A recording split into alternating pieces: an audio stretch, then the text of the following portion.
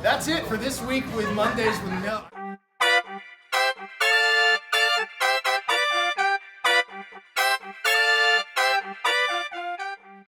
Welcome to another episode of Mondays with Milt. Now tonight we are in Nashville, Tennessee. We've got a great MHEDA Net conference going on here, and it's all about the networking with all of the different companies. We've got distributors, we got manufacturers, a lot going on. Now we also have Brant Menswar, and you're going to be a speaker tomorrow.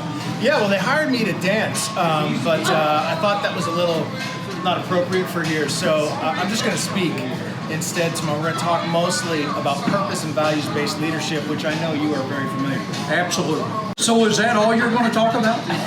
I'm only talking for 10 minutes because that's all they paid me for. But then after that, I thought we'd just have some fun and, stay here in Nashville. We want to thank you for this episode of Mondays with Milt. I'm Brent Menswar, your host, and I hope that you're on your way to 100 episodes here, right? That's right, we're getting close. It's kind of scary. All right, so we'll see you next week on another episode.